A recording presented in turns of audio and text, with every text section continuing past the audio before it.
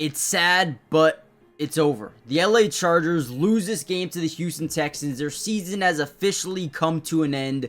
But it's not all bad news, guys. This was year one of Jim Harbaugh. It is only going to get better if you really think about it, guys. Once he establishes 3-4 years of his players that he really likes and starts to develop those guys, this team is going to be really good. It's going to be extremely good at football. And listen, there were a lot of mistakes that happened in this game. And if we're being honest, one of them is right here. So we're in this typical, not even typical, it's not typical, right? Chargers do it a lot, but 13 personnel, right? If you guys don't understand personnel, we can talk about it. 12, you can have 21 personnel, you can have 22, right? That first number is always going to represent the amount of running backs in the backfield. The second number, with this being 13, always going to represent the amount of tight ends on the football field. So we're in 13 personnel. They're going to try to pull the guard and have the running back off the play action, guard Will Anderson. This is a mistake. What are we doing? What are we doing here? We're trying to say, okay, guard, we need you to go from across the field over to guard Will Anderson, who's probably already going to be full steam, full acceleration down into the backfield, right? And that's what they do, right? They try to pull him. He's guarding two guys. He doesn't really know who to guard. Running back, you don't have a chance. I'm sorry. You don't have a chance, J.K. Dobbins, and they demoralize him. I have nothing to do here. Now, once Justin Herbert felt that pressure, once he felt that first hit, the entirety of this game was over. And in this video, I'm going to break down some of the plays that just really did not go well for them. Chargers were up 6-0, about to go to halftime.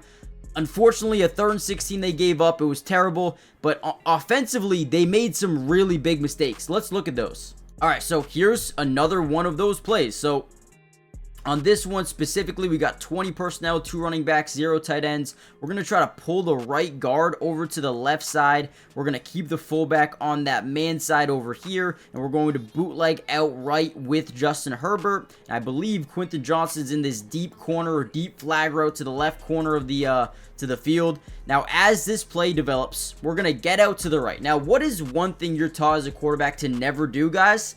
Throw across the body, especially if it's deep down the field, because that ball has to travel so far. It's going to lose its acceleration. It's going to start to slow down, and it might not be as far as you thought it would be, right? So as Justin Herbert rolls out, Eric Murray is going to be super smart here in his zone. He's going to step up and say, hey, Herbert, if you don't throw this ball now, you're going to get hit, right? So now he's in the situation where that mental clock is starting to tick. I got to throw this ball. I got to make sure I don't get nailed here. Throws it anyway, and now you're throwing cross body down the field in double coverage, and Kamari Lassiter, the rookie, makes a big time play to again change the momentum. You're up by 6, you're at the 40-yard line. What are we doing here? It's 1st and 10. Maybe just hand the football off, I don't know, or throw the ball away. You don't need to make this type of risk right now. You don't.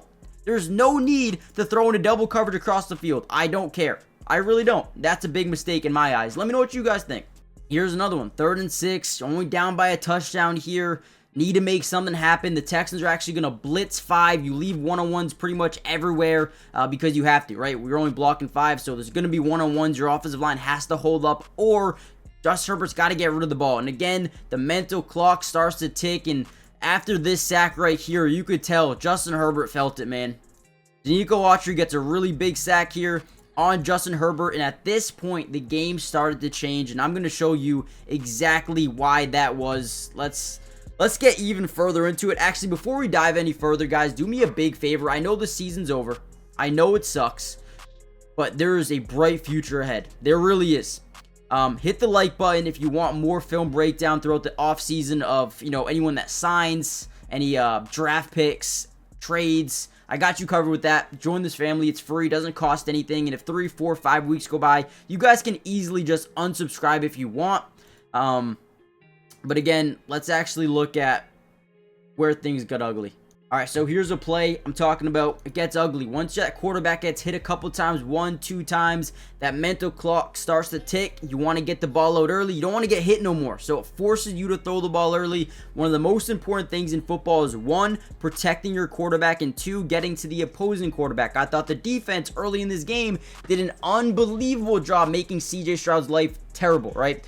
But the Texans continued to find pressure. right? We're going to get stop route here towards the bottom of your screen with Ladd McConkey. Now, on this play, we're going to get a 5-man scat protection to the right. If you guys don't know what that means, we can break it down. So, again, 5-man scat protection to the right, which means we're going to slide from the center over to the right. We're going to slide. It usually causes a double team somewhere. We're going to leave man-to-man to the left.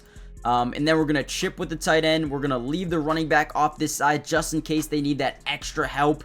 Again, when you're playing a Texas team with Danielle Hunter, with Will Anderson, it's tough, okay? Don't get me wrong.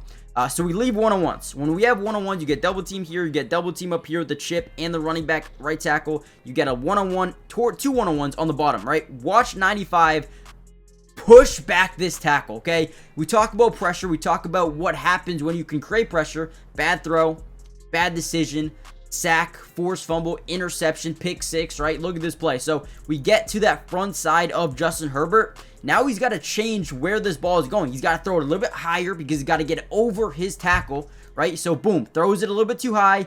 Ladd McConkey can't catch it. A little bit too high. Because you were able to get that pressure, you were able to drive that tackle back into the front side of Herbert. It's a bad throw. Boom. And now you get a pick six, ultimately throwing open the floodgates. They actually do end up scoring a nasty touchdown, 3rd and long, to Ladd McConkey. But after this, after that last Nico Autry sack, you could tell this game it just felt out of reach. Too many mistakes, too many things that just didn't go the Chargers' way and ultimately led them to a loss. But this was just another one of those plays that changed everything for the Texans and really hurt the Chargers going forward.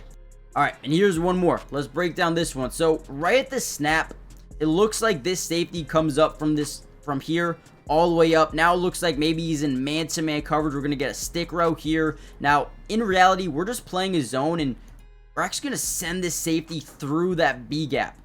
All right.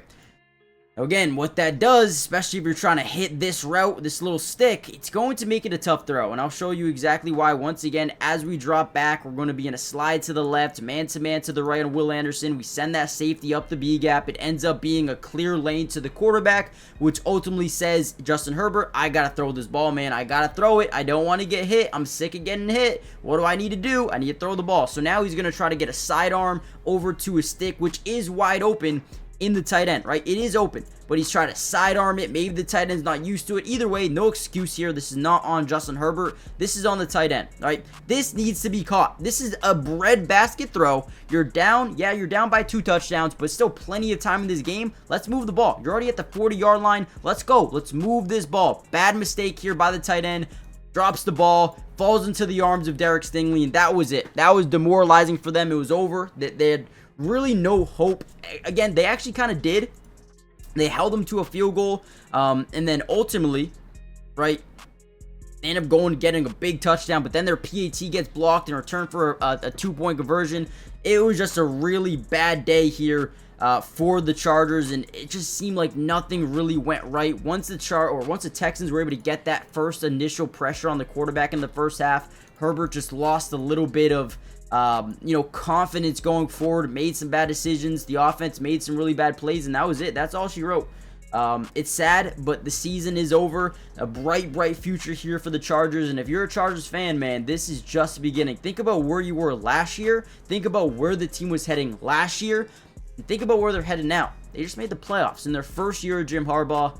It's sad, but man, it's a bright future here with LA. Hit the like button, subscribe, join the family, and I'll see you guys in the next one. Peace.